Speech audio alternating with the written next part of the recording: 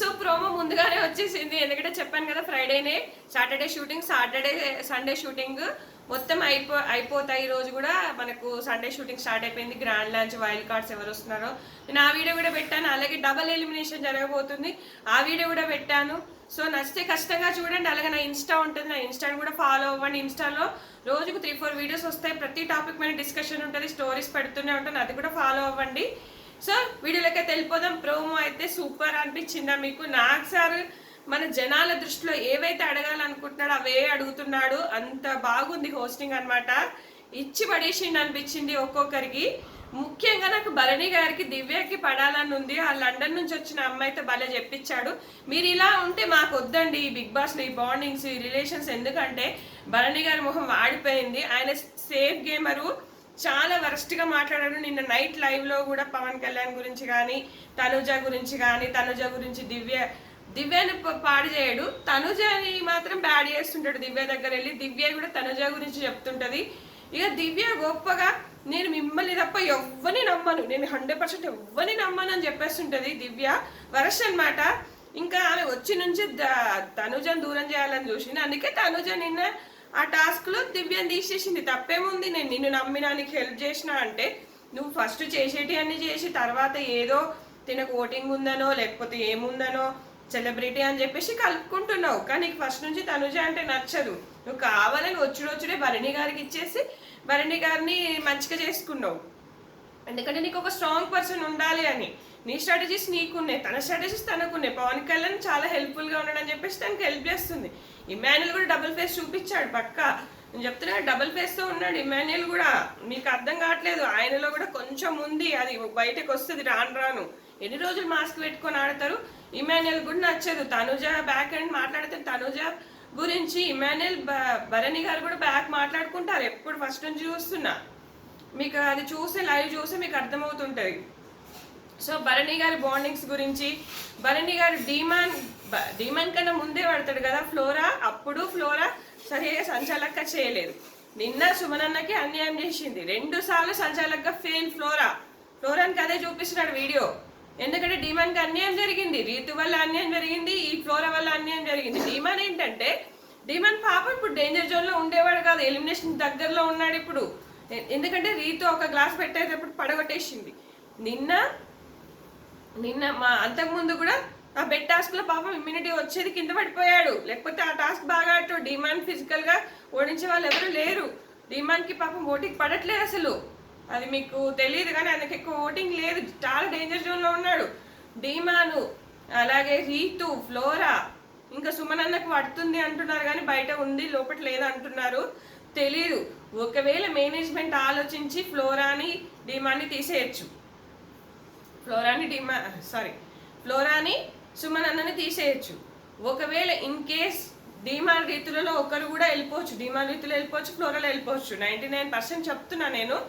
నాకు తెలిసినంత వరకు వైల్డ్ కార్డ్ చేతిలో ఒక ఎలిమినేషన్. అలాగే నేను ఆల్రెడీ ఒకరికి ఎవిక్షన్ బోర్డ్స్ వచ్చాయి.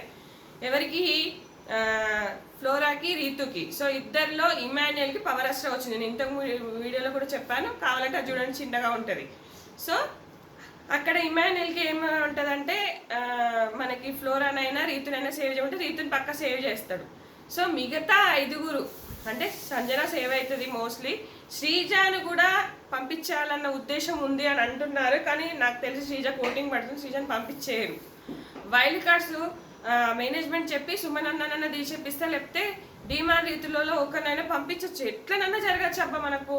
కానీ నాకు తెలిసినంత వరకు ఫ్లోరా, సుమనన్న వెళ్ళిపోతే బాగుంటుంది. మిగతా వాళ్ళంతా స్ట్రాంగ్ కంటెస్టెంట్స్, కానీ మనకు ఇక్కడ డిమాండ్ రీతుల్లో ఒకరిని తీసేస్తారన్న అనుమానం కూడా వ్యక్తం అవుతుంది.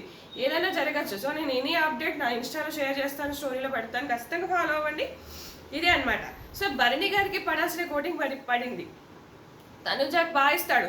నువ్వు చీర కట్టుకొని ఇలా నిల్చుంటావమ్మా, ఒకరికొకరు సపోర్ట్ చేయాలి. అక్కడ సంజన చెప్తుంటుంది, ఒకరికొకరు సపోర్ట్ చేసుకోండి అంటే రీతును పడేసినప్పుడు కూడా చెప్తుంది, ఎవరు సపోర్ట్ చేయరు. అక్కడ దివ్యాన్ని పడేసినప్పుడు కూడా రీతుకు చెప్తుంది, రీతు మీరు సపోర్ట్ చేసుకోండి అంటే. తనుజ ఎందుకు ఇట్లా నిలబడ్డు?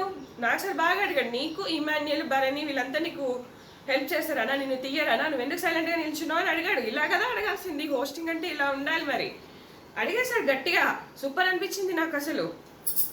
ఇంకా తనుజ సపోర్ట్ చేయదు. భరణికి అడుగుతాడు, దివ్యకి అడుగుతాడు, ఒకవేళ తనుజ దివ్య ఉంటే భరణి ఎవరిని తీస్తాడు అంటే అంటే నేను ఈజీగా తీసుకుంటా, నేను అండర్స్టాండ్ చేసుకుంటా కాబట్టి తనుజని కాపాడితే నన్ను తీస్తాడు అంటే తనుజ అర్థం చేసుకోదా, తనుజ వినదా? భలే చెప్తున్నాడు అసలు నాకు సార్ మాటకు మాట. మరి ఏంటి దివ్య ఏమనుకుంటుంది? ఎంతసేపు తనుజ ఏమన్నా నీకన్నా చిన్నపిల్లనా? నీకు ఉండొచ్చు మెచ్యూరిటీ, కానీ అక్కడ ఇంకోళ్ళని కించపరచొద్దు, తనుజ అర్థం చేసుకోదు అది ఇదేని. ఇవే మాటలు మరి వెనకాల నడిచేటి అన్న. అందుకే నిన్న తక్కువ లైట్ ఆఫ్ చేసింది. నైట్ కూడా ఒకటే లొల్లి దివ్యది. ఏంటో ఏమో నాకు అర్థం కాదు, ఇట్లా టార్చర్ పెట్టేస్తుంది భరణి గారికి కూడా. భరణి గారేమో దివ్య చిన్నపిల్ల, ఇమ్మాను కూడా దివ్య చిన్నపిల్ల, పాపం చిన్నపిల్లనా, 10 ఏళ్ల పిల్లనా, 9 ఏళ్ల పిల్లనా? చిన్నపిల్ల ఏం చిన్నపిల్ల అసలు ఏంటో ఏమో నాకు అర్థమే కాదు.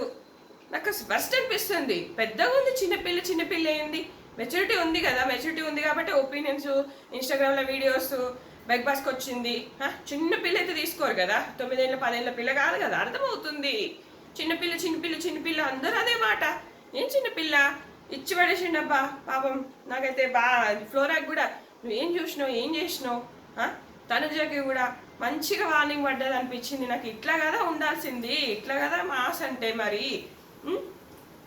ఇమాన్యుయల్లో కూడా డబుల్ ఫేస్ ఉంది. ఇమాన్యుయల్ అండ్ భరణి వీళ్ళంతా పవన్ కళ్యాణ్కి నిన్న క్యాప్టెన్ వస్తే ఓర్చుకోలేకపోతున్నారు. ఓర్చుకోలేక అసలు తనుజ ఏమాడుతుందేమో 2 వీక్స్ నుంచి, తనుజ ఏం చేస్తుందో ఏమో, తనుజ ఎందుకు పవన్ కళ్యాణ్ సపోర్ట్ చేస్తుందేమో. తనుజకి తెలిసి ఎవరి జెన్యునిటీ, అది అంత చిన్నపిల్ల ఏం కాదు కదా, ఆమెకు అర్థమవుతుంది. భరణి గారు దివ్య టీమప్ అయినప్పుడే ఆమెకు అర్థమైపోయింది ఇక్కడ ఏంటనేది. ఆమెకు వస్తూ ఎవరు లేరు కాబట్టి పవన్ కళ్యాణ్ని సపోర్ట్ తీసుకుంది అక్కడ. మీకు అర్థం కావట్లేదు, కావాలని అక్కడ పవన్ కళ్యాణ్ అడిగినా అడగకున్నా సపోర్టు తీసేసుకుంది. కన్నింగ్ ప్లాన్ వేసారేమో మరి, అంతే కన్నింగ్ ప్లాన్ వేసేపటికే కదా పవన్ కళ్యాణ్ ఇప్పుడు క్యాప్టెన్ అయ్యిండు. లేకపోతే అవునా ఎప్పుడో తీసిపెడదురు.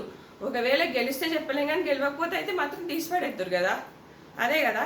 సో ఇక్కడ ఏంటంటే ఆపరేషన్ ఫ్లోరా జరుగుతుందా అనిపిస్తుంది. ఎందుకంటే వరుసగా 2 వీక్స్ బ్లాక్ స్టార్ ఇచ్చేసి నామినేషన్లో పెట్టేశారు. ఇంకొకటి నిన్నటి గేమ్లో ఆడనివ్వలేదు, అంతకుముందు ఆ గ్రాస్ టాస్క్లో కూడా ఆడనివ్వలేదు. ఎందుకంటే ఆడితే మళ్ళీ ఇక్కడ గెలుస్తారో, మళ్ళీ ఇక్కడ ఈమెను ఎలా తీసేసేది అని. సో ఇలా కూడా ఫ్లోరాని ఖచ్చితంగా తీసేస్తారు అనిపిస్తుంది నాకు. ఎందుకంటే ఫ్లోరా పక్క ఎలిమినేట్ అవుతుంది.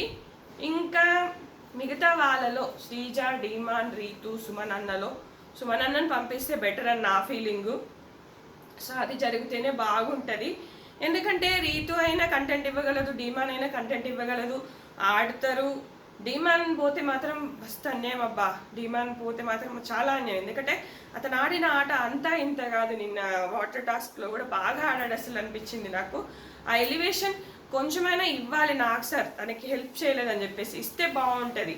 ఇవ్వకపోతే మాత్రం చాలా అన్యాయం జరిగిన ఫీలింగ్ వచ్చేస్తుంది అనిపిస్తుంది నాకు. చూద్దాం. ఈరోజైతే ప్రోమో అద్దరిపోయిందబ్బా, ప్రతి ఒక్కరికి ఇచ్చి పడేసాడు నాకు సార్. భరణి గారికి కావాల్సిందే, తనుజకి కూడా భరణి గారికి సంబంధించిన వీడియోస్ ప్లే చేస్తారంట నాకు. సో నచ్చితే ఖచ్చితంగా ఫాలో అవ్వండి, లైక్ చేయండి. Thanks for watching.